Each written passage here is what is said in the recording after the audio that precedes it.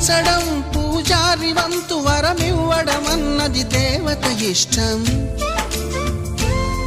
ప్రేమించడం ప్రేమికుడి వంతు కరుణించడం అన్నది ప్రేయసి ఇష్టం.